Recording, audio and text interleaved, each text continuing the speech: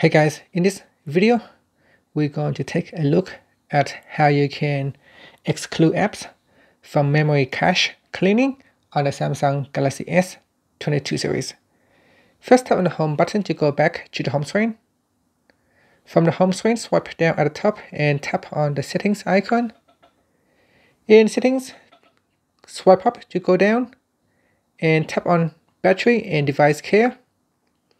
Next, you want to go down and tap on memory. Now go down to the excluded apps and tap on the add button at the top. Go down the list here and select the apps that you want to add it to the excluded list. So here we got Samsung Internet, and then tap on add. And now it has been added to the list. It says memory usage for these apps won't be checked. So here if I tap on clean now,